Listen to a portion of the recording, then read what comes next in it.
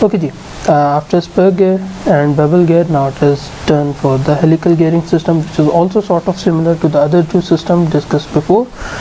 इसमें सिर्फ कुछ चीज़ें एडअप हो रही होंगी, जैसे कि आप यहाँ देख सकते हैं, that is normal pressure angle, that is tangential pressure angle, और आपके पास ये जो साई है that is basically the helix angle, ठीक है, जो कि हमारे पास जो है हम यूज़ कर रहे होंगे, जो आगे हम एग्जांपल करने जा रहे हैं उसमें भी जो है इसकी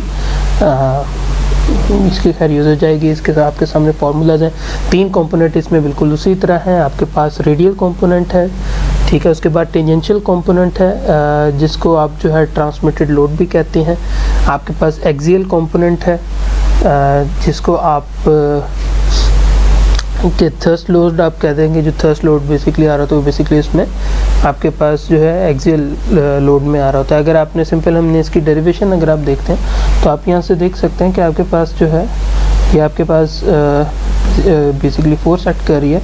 इसका एक कंपोनेंट जो है वो रेडियल कंपोनेंट वो आपके पास यहाँ सामने है, और अगर आपने इसको रिजॉल्व करते हैं इस कंपोनेंट को तो सिंपल आपके पास जो है W sign of phi N आपके पास आ जाता है, जो नॉर्मल प्रेशर एंगल यहाँ से इसके क्रॉस बन रहा है। अगर आप इसको ट्रिग्नोमेट्रिकली सॉल्व करें तो जो ये एज है इस एज को आप यहाँ रेप्लिकेट कर सकते हैं, तो ये सिंपल उसका जो है ये साइन कंपोनेंट बन जाता है। ओके, अगर आपने जो है टेंजेंशियल कंपोनेंट को जो है हम इसको इस फिगर के मुताबिक अगर हम फाइंड आउट करने की कोशिश करें तो टेंजेंशियल कंपोनेंट जो है वो इस फ्रंट फेस के ऊपर लाई कर रहा है, जबकि जो फोर्स है हमारे पास वो डायगनली लाई कर रही है फ्रंट फेस और जो आपके पास बैक फेस है उसके दरमियान। सो इस पे 2 कंपोनेंट एक्ट कर रहे होंगे। First of all W cause of phi N, क्योंकि लाजमी आता है ये हॉरिजॉन्टली लाई कर रहा है एक चीज़, और फिर कॉज ऑफ फाई जो आपके पास हेलिक्स एंगल है, लाजमी बात है इस पॉइंट से यहाँ तक जो आपके डायरेक्शन चेंज हो रही है तो आपके पास वो डायरेक्शन जो है आपके पास वो कॉज ऑफ फाई की सूरत में आ रही होगी। इसी तरह जो है अगर आपने एक्सियल कंपोनेंट फाइंड आउट करना है तो इसके केस में भी लाजमी बात है आपको, चूँकि ये डाउनवर्ड एक्ट कर रहा है तो कॉज कंपोनेंट इसका यानी कि बेस के अलॉन्ग, और उसके बाद जो ये फाई है इसका ये साइन कंपोनेंट आ रहा होगा। ओके, द क्वेश्चन अराइजेस कि हम इसको हेलिक्स में हम क्यों ले रहे हैं। अगर आपको याद हो बैक इन जब हमारी क्लासेस थी हमने क्लासेस में डिस्कस किया था कि हेलिक्स एंगल किस तरह जो है एक एज से दूसरे एज की तरफ जो है वो मूव कर रहा होता है, ठीक है। सो बेसिकली आप उसको विजुलाइज करो तो देखो कि बिल्कुल जो वो हेलिकल आपके पास जो शेप है लेट से वो कुछ इस शेप में आपके पास बन रही है। अगर आप यहाँ से देखो कुछ इस तरह जो है वो हेलिक्स मूव कर रहा है तो आपके पास जो फोर्स है वो भी बिल्कुल उसके अलॉन्ग एक्ट कर रही है। सो इस वजह से जो है इसमें हेलिक्स एंगल का भी आपको जो है प्ले नज़र आ रहा है, ठीक है, और साथ साथ जो है नॉर्मल प्रेशर एंगल का भी जो है आपको अमल दखल नज़र आ रहा है। ओके, उसके अलावा जो है अगर इसी को मज़ीद अगर हम सिंप्लीफाई करते हैं और इसको यूज़ करते हैं तो हम टेंजेंशियल कंपोनेंट या जो आपके पास ट्रांसमिटेड लोड है उसको यूज़ करते हुए हम रेडियल कंपोनेंट भी फाइंड आउट कर सकते हैं, ठीक है, एक्सियल कंपोनेंट भी फाइंड आउट कर सकते हैं।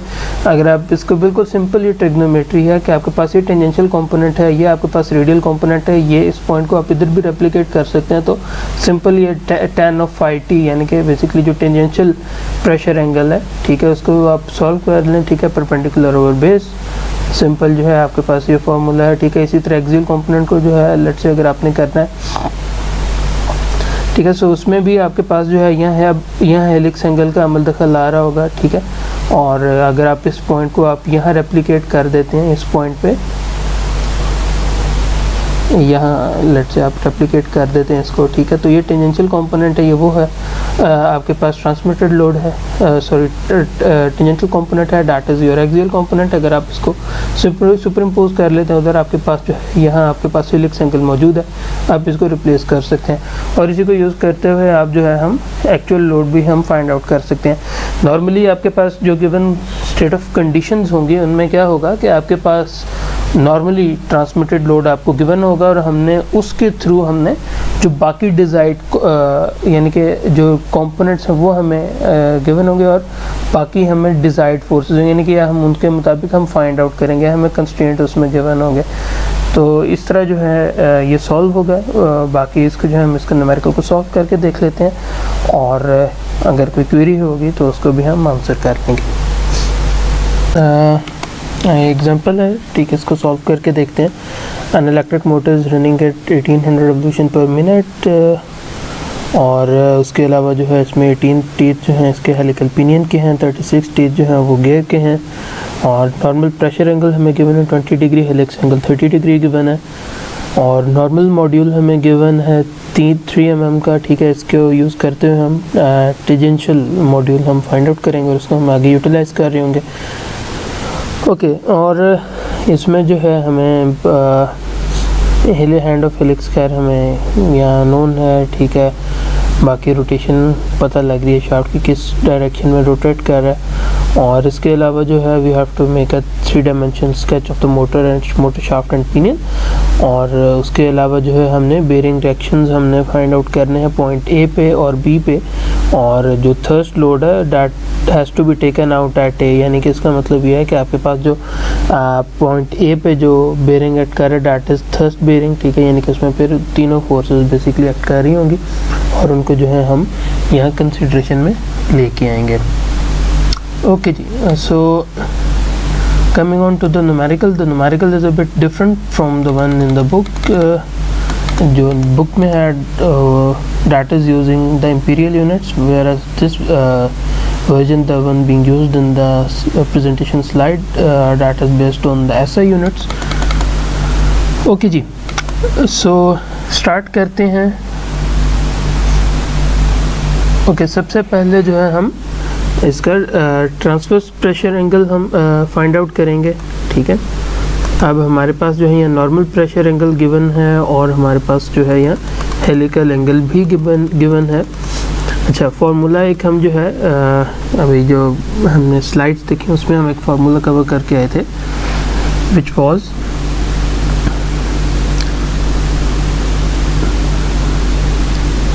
Okay phi of t is equal to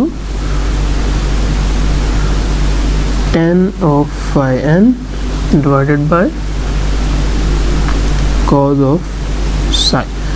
हमारे पास phi n जो है वो हमें यहाँ गिवन है नॉर्मल प्रेशर एंगल जो कि 20 डिग्री है, उसके अलावा जो psi है वो 30 डिग्री है, तो हम यहाँ से लिख सकते हैं कि that would be ओके, यहाँ tan भी आएगा। Now it's all right now. Okay जी, सिंपल इसको फाइंड आउट करते हैं। That would be tan inverse, यहाँ आपके पास tan of 20 divided by cos of 30। जब आप इसे सॉल्व करेंगे आपके पास एंगल आएगा 22.8 डिग्रीज। सो जब हम इसको फाइंड आउट कर लेते हैं उसके बाद जो है अब हम नेक्स्ट स्टेप की तरफ आ जाते हैं, जहाँ हमने टेंजेंशियल मॉड्यूल फाइंड आउट करेंगे, पिच डायमीटर फाइंड आउट करेंगे, pitch line velocity find out करेंगे, जिसको यूज़ करते हुए इंटर्न हम रिएक्शन और बाकी जो अननोन फोर्सेस हैं उनको हम फाइंड आउट कर सकते हैं। सो अगर आपने जो है टेंजेंशियल मॉड्यूल फाइंड आउट करना है, ठीक है, so that would be simply आपके पास जो नॉर्मल मॉड्यूल है जो कि हमें 3 mm गिवन था, ठीक है, उसको आप डिवाइड कर देंगे। आपके पास जो हेलिकल एंगल है यानी कि 3/cos ऑफ 30 डिग्रीज, जब इसको सॉल्व करते हैं that come out to be 3.46 millimetres. Okay, जब हमारे पास ये टेंजेंशियल मॉड्यूल आ जाएगी, इसको हम यूज़ करेंगे पिच डायमीटर फाइंड आउट करने में, और पिच डायमीटर फाइंड आउट करने के लिए जो पिनियन के बेसिकली उसके साथ इंटरेक्ट करेगा, तो हम पिनियन वाली साइड से हम इसको फाइंड आउट कर रहे होंगे। सो ओके, इसकी एक और वजह भी है कि अगर आप ये देखें जो पॉइंट ए और बी है वो बेसिकली इस पिनियन के साथ लाई कर रहे हैं, तो इस वजह से हमारे पास जो मेन एरिया ऑफ कंसर्न है that is the pinion. So हम यहाँ लिख सकते हैं, we can write it down as कि आपके पास जो पिच डायमीटर है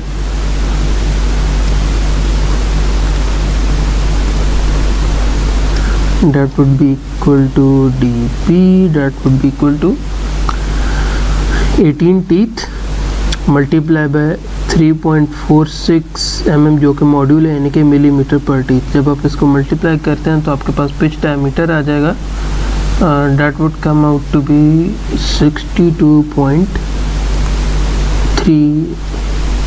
So next we have to find the velocity, और velocity के लिए जो रिलेशन है that is simple 2 pi rn divided by 60, या फिर आप जो है v को लिख सकते हैं कि v is equal to pi dn over 60. So pi into dp यानी कि 62.3 mm और multiply by n which is around 1800. yes, और इसको हम डिवाइड कर देंगे 60 के साथ, तो हमारे पास जो रिज़ल्ट आएगा that would be 5871.6 mm per second या फिर 5.871 मीटर पर सेकेंड। ओके जी, यहाँ हमारा जो है सेकंड जो हमारा पार्ट था वो कंप्लीट हो जाता है। उसके बाद हमने जो है नेक्स्ट स्टेप के ऊपर आ जाते हैं, और नेक्स्ट स्टेप जो है we have to find the transmitted load and components of tooth force. Okay जी, सो अब हम स्टार्ट करते हैं। तो इसको थोड़ा सा हम ऐसे कर लेते हैं। ओके जी, सो सबसे पहले ट्रांसमिटेड लोड आपने फाइंड आउट करना है। तो एक चीज़ जो आपके जहन में फर्स्ट आनी चाहिए डैट वुड बी कि हमारे पास पावर नॉर्म गिवन थी, वेलोसिटी हमने फाइंड आउट की, हम यहाँ से ट्रांसमिटेड लोड फाइंड आउट कर सकते हैं। Okay, that would B 750 divided by 5.87। जब आप इसको सॉल्व करेंगे सो जो आपके पास वैल्यू आएगी that would be around 128 Newton. Okay, हम राउंड ऑफ करके फिगर ले लेते हैं। ओके जी, जब आपके पास ये आ गई तो इसको हम इस इक्वेशन को हम यूज़ कर सकते हैं दो रिलेशंस में। First thing first, radial component find out कर लेते हैं। That would be simply WT और tan of 5t। WT जो है that is 128 Newton multiply by tan of 5t यानी कि tan of 22.8 डिग्रीज। जब इन दोनों को हम मल्टीप्लाई करते हैं हमारे पास जो रिज़ल्ट आएगा राउंड ऑफ करके हम कह देते हैं दैट इज़ अराउंड 54 न्यूटन।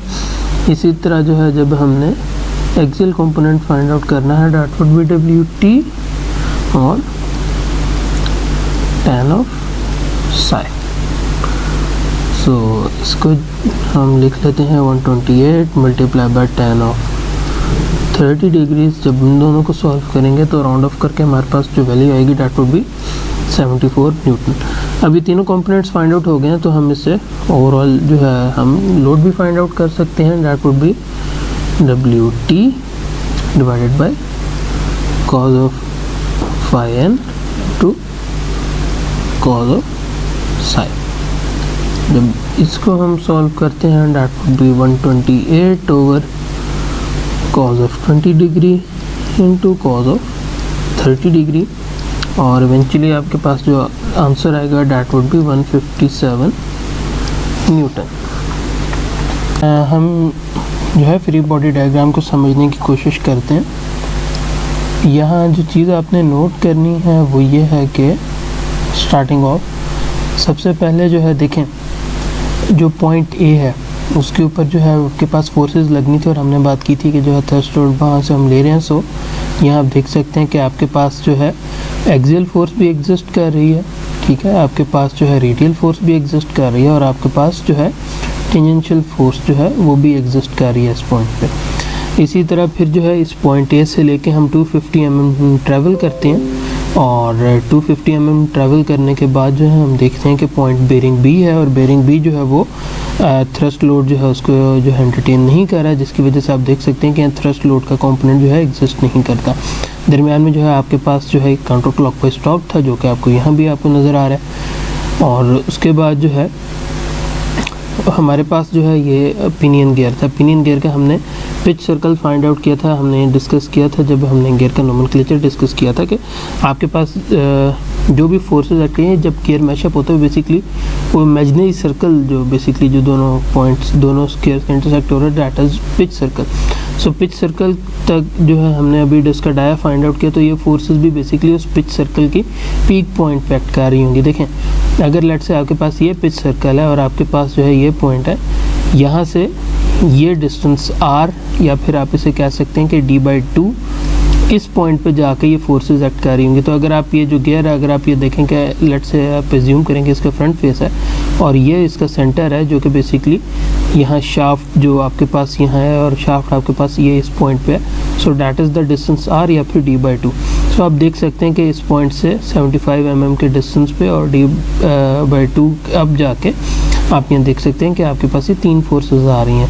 ये तीनों फोर्सेस जो हैं ये बेसिकली जो हमारे पास ट्रांसमिटेड लोड और जो वर्क डन और उसकी वजह से जो हमारे पास फोर्सेस हैं, ठीक है, तो ये हमारे पास जो है ये तीनों फोर्सेस हैं। ओके जी, सो यहाँ तक जो है हमने कर लिया है और अब हम जो है इसके नेक्स्ट पार्ट की तरफ चलते हैं। सो हमारे पास जो है ये ड्रग फ्री बॉडी डायग्राम थी जो भी हमने डिस्कस की। इसके बाद हम क्या करते हैं कि हम यहाँ क्या करते हैं कि जी समेशन ऑफ फोर्सेस। अभी ये देखिए कि हमारे पास जो एक्स एक्सिस में हमारे पास जो एक्सियल फोर्सेस लगी हैं सिर्फ दो पे लगी हैं। सो हम यहाँ सिंपली लिख सकते हैं कि summation of forces acting in X direction is equal to 0।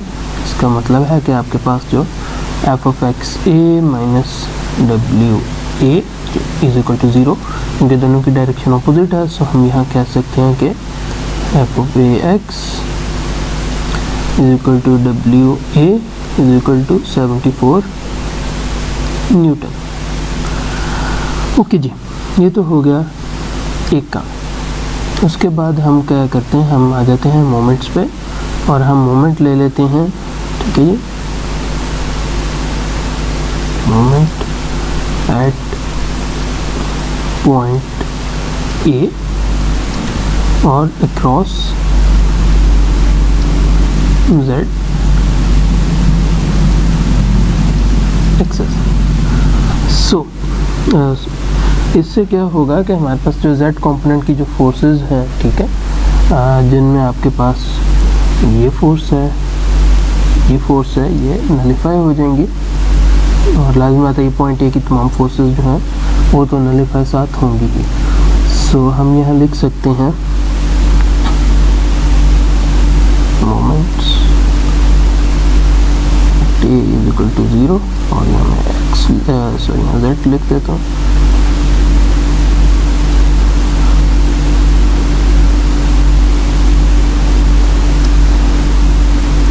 Okay, जो पहला पॉइंट आएगा that is at F by B और डिस्टेंस हमें यहाँ गिवन है 250 mm। हम यहाँ लिख देंगे कि 250 multiply by F by B. Okay, उसके बाद जो है यहाँ माइनस होगा W R which is around 54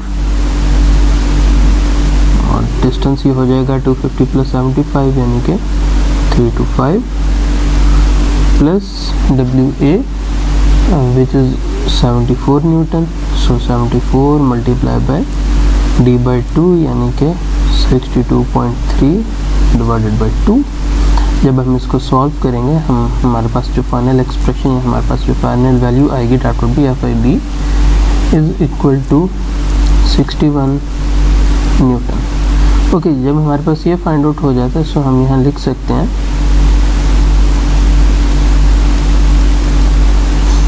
कि ये summation of forces acting in y direction is equal to 0।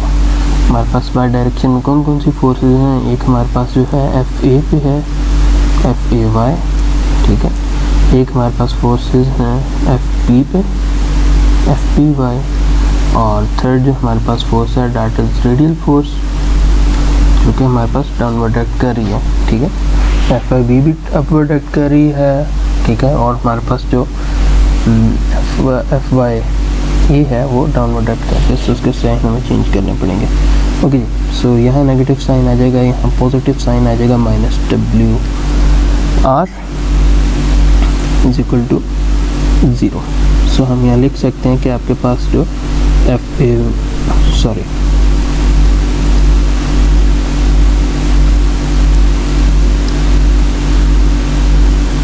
FAY है, that would be equal to simply FBY minus WR, यानी कि around 61 minus 54 is equal to 7 Newton. इसका मतलब है कि जो हमने इनिशियली डायरेक्शन हमने सपोज की थी, वो डायरेक्शन जो है उसको जो है उसके मुताबिक जो है ये बिल्कुल कंप्लाइंस है, ठीक है, तो कुछ चेंज नहीं हो रहा। सो ओके, अब हम आ जाते हैं नेक्स्ट स्टेप की तरफ। और नेक्स्ट स्टेप अब हमने क्या करना है कि हमने अब चूँकि देखें अराउंड z एक्सिस हमने जब मोमेंट हमने लिया है पॉइंट ए, सो हम इवेंचुअली y एक्सिस के जो पैरामीटर्स हैं हम उनको अननोन है उनको इवेंचुअली हम फाइंड आउट कर सके थे। अब हम क्या करेंगे कि अराउंड z एक्सिस के बाद हम y एक्सिस के अराउंड जो है मोमेंट इसे ज़ीरो करते हैं, ठीक है। सो हमारे पास जो है सिर्फ दो एक कंपोनेंट बचेंगे और इसको हम जो है इसको अंडरस्टैंड करने की भी कोशिश करते हैं। ओके, इसको हम ले जाते हैं नीचे जहाँ हमने इसको बेसिकली सॉल्व करना है।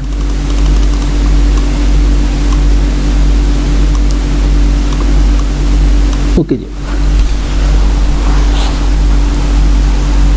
हम यहाँ देख देते हैं कि जी summation of moments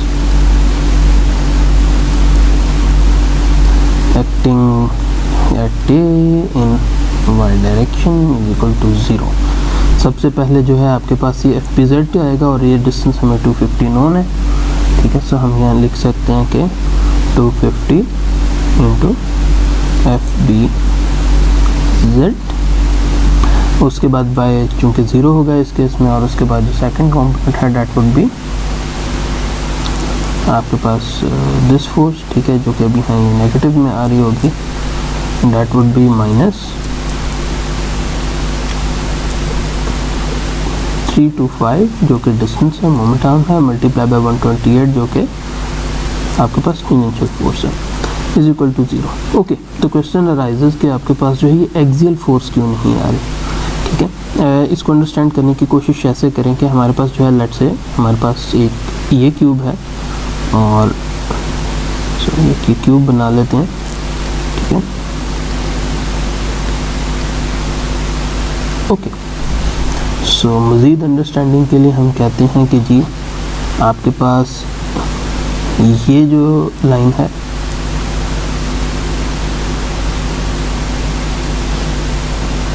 okay, I will have to raise I think,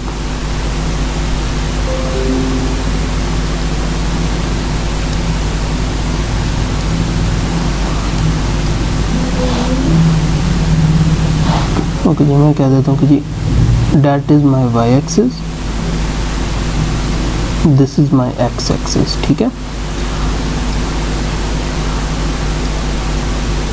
okay, सो हो क्या रहा है कि जब एक्स वाई प्लेन पर, यानी कि जब हमने अराउंड जेड एक्सिस लिया तो जो चीज़ें एक्स वाई प्लेन के ऊपर थी वो तो हमने फाइंड आउट कर ली, ठीक है। अब जब आपके पास अराउंड वाई एक्सिस लेते हैं तो वो फोर्सेस जो कि आपके पास आपके पास जेड एक्स प्लेन के अंदर आ रही हैं, यानी कि मैं अगर इस सरफेस को मैं यहाँ ऐसे टॉप पे बना लूँ, ठीक है, तो अगर आपने जो है लेट से जब हमारे पास यहाँ फोर्स एक्स वाई प्लेन पे आपने देखा कि ये डिस्टेंस ये अपवर्ड था इन वाई डायरेक्शन, जिसकी वजह से हम एक्सियल फोर्स जो है उसको मोमेंट ले सके थे। मगर यहाँ आपके पास केस क्या है कि यहाँ आपको ये तमाम फोर्सेस जो हैं ये ऑन सरफेस नज़र आ रही होंगी, ठीक है, यानी कि इस पॉइंट पे नज़र आ रही होंगी। आपको यहाँ इस डायरेक्शन में डिस्प्लेसमेंट कोई नहीं नज़र आ रही। लेट से मैं इसको यानी कि आसान अल्फाज में आप यूँ कह लें कि जब आप इसको ऐसे अगर आपको मज़ीद इसको रिजॉल्व करते हैं यानी कि क्यूब बनाने की कोशिश करते हैं तो वो इस फेस के ऊपर वर्किंग हो रही है, ना कि इस डायरेक्शन में वर्किंग हो रही है, यानी कि यहाँ वर्किंग नहीं हो रही क्योंकि वो इस डायरेक्शन में वर्किंग हो रही थी। सो सो जिसकी वजह से वह जेड एक्स प्लेन में वो एक्सियल फोर्स वो एक्ट नहीं कर रही, जिसकी वजह से वो कंपोनेंट जो है हम कंसीडरेशन में नहीं लाएंगे और वो ज़ीरो होगा, क्योंकि उसका मोमेंट आर्म एक्चुअली उसमें इस केस में ज़ीरो है, ठीक है। सो जब आप इसे सॉल्व करेंगे सो इवेंचुअली आपके पास जो फोर्स आएगी that would be F B Z is equal to 166 newton. So हमने जो है यहाँ जेड कंपोनेंट जो है बी का वो भी हमने फाइंड आउट कर लिया, और अब हम क्या करते हैं कि दोबारा समेशन ऑफ फोर्सेस करते हैं, ठीक है। और हम यहाँ कह देते हैं कि जी summation of forces in z direction is equal to 0। z axis में हमारे पास जो है पॉजिटिव z एक्सिस में लग रही है एफ जेड ए, उसके बाद जो है हमारे पास ये नेगेटिव में हमारे पास लग रही है एफ जेड बी, और आप इसे पॉजिटिव में जो है आप कह देंगे W T is equal to 0। It implies कि आपके पास जो ऑप्शन डी है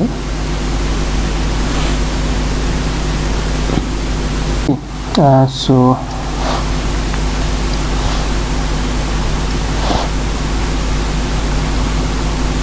F Z A that would be equal to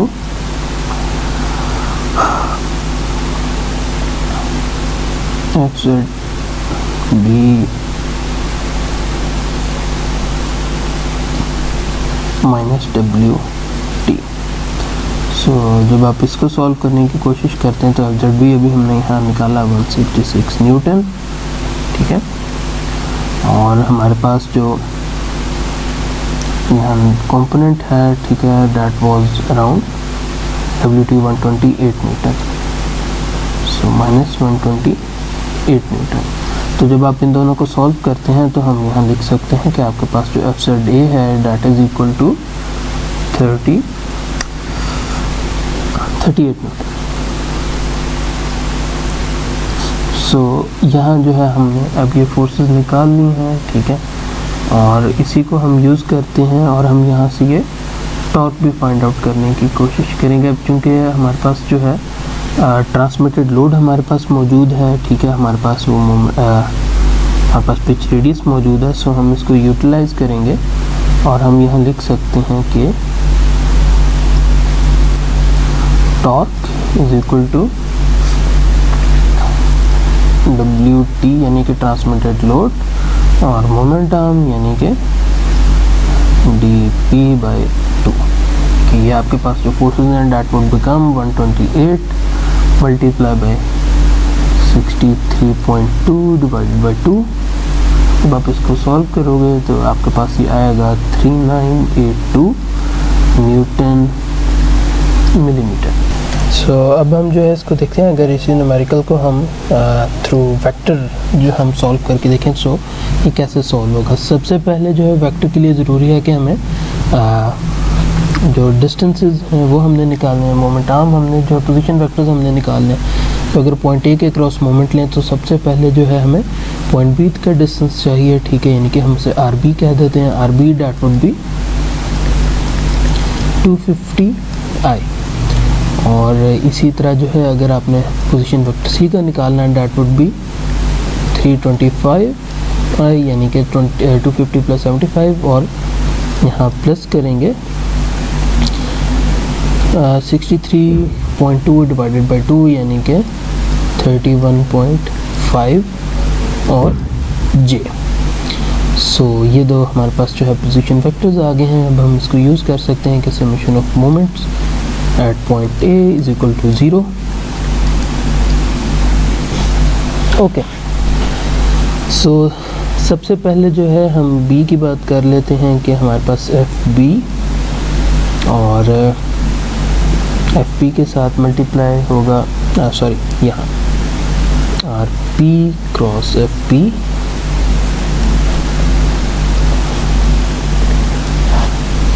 और इसके बाद जो है यहाँ ये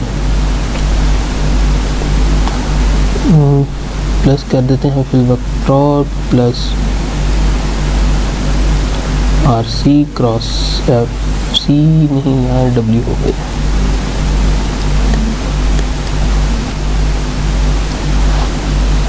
डब्ल्यू।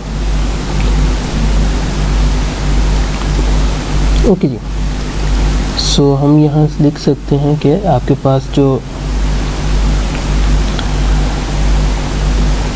आर बी है, ठीक है, वो हमारे पास गिवन है कि डाटा इज 250i और क्रॉस मल्टीप्लाई हो रहा होगा एफ पी के साथ, यानी कि एफ पी का आपके पास वाई कंपोनेंट है और आपके पास जो है जेड कंपोनेंट है, जो कि हमारे पास जो इस केस में जेड कंपोनेंट है वो नेगेटिव डायरेक्शन में एक्ट कर रहा है, so that would be negative F P Z के। और इसी तरह जो है आपके पास टॉप जो है वो एक्स एक्सिस के अराउंड बेसिकली कर रहा है, सो वो भी यहाँ क्लॉकवाइज वेक्टर हम काउंटर क्लॉकवाइज पॉजिटिव ले रहे हैं, सो आप इसे टी आई आप इसे कर दें माइनस टी आई। और उसके बाद जो है हमने प्लस करना है आर सी जो कि हमें यहाँ गिवन है 325 प्लस 31.5, यहाँ जे और इसके साथ आई और क्रॉस मल्टीप्लाई हो रहा होगा डब्ल्यू। ओके, बल्कि फोर्सेस ही हम डायरेक्ट लिख देते हैं, ठीक है। सबसे पहले जो है हमारे पास एक्स एक्सिस में जो है हमारे पास axial component which is 74, so minus 74i। उसके बाद Y component radial component which is 54 minus 54j। और आपके बाद उसके बाद जो है हमारे पास के कंपोनेंट है विच इज़ 128 और के। इसको सॉल्व करते हैं, so this would simply be 250 I cross J आपके पास के होगा, so that would be F P Y और के। उसके बाद जो है आई क्रॉस के जो है वो माइनस जे होता है, सो इस केस में जो है क्योंकि नेगेटिव साइन है सो ये भी प्लस हो जाएगा आपके पास, सॉरी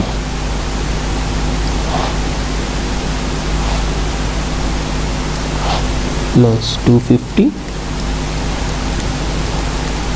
एफ पी जेड और J minus T I as it is plus okay.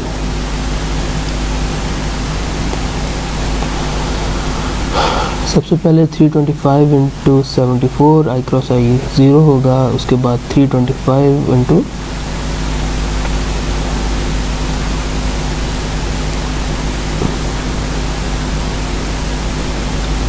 Okay सबसे पहले जो है हम 325 को मल्टीप्लाई करेंगे 74 के साथ, ठीक है, 0 हो जाएगा।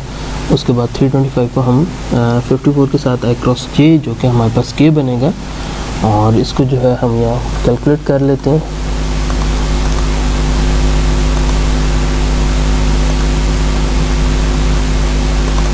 Okay, so that would B 54 multiply by 325 17550। और यहाँ आपके पास जो है ये आई क्रॉस जे है के होगा, so that would be negative, so हम यहाँ लिख सकते हैं माइनस 17550 के। ओके, उसके बाद जो है आपके पास यहाँ 325 और 125 के, यानी कि ये नेगेटिव में आएगा, इसको मल्टीप्लाई करेंगे डैट वुड बी 41600 जे। और उसके बाद जो है इस टर्म को हम मल्टीप्लाई करते हैं जो कि जे क्रॉस आई है, जे क्रॉस आई जो आपके पास के बनता है।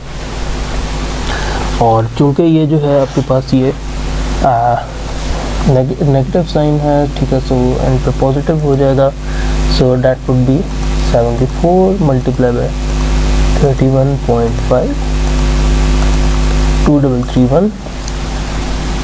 सो यहाँ हम लिख सकते हैं प्लस 2331 के,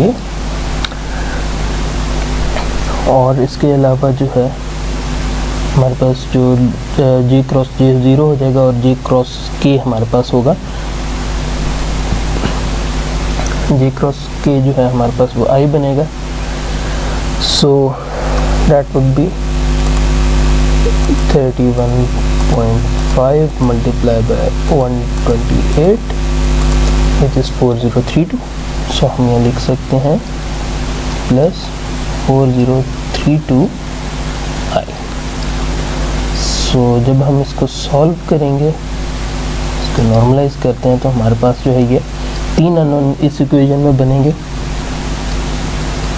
250 FBYK प्लस 250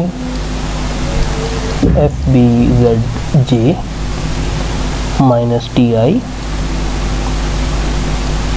और जो हमारे पास नोन होंगे that would be equal to 0 कर देते हैं। ओके, वो हमारे पास होंगे फर्स्ट वन हमारे पास प्लस 4032 I, और उसके बाद जो है हमारे पास जो सेकंड इन लाइन है वो J है जो कि माइनस 41600 J, और इसी तरह जो है थर्ड वन है जो कि हमारे पास 17550 माइनस 2331 15219। सो हम ये लिख सकते हैं माइनस 15219 के, इसकी जरूरत नहीं है।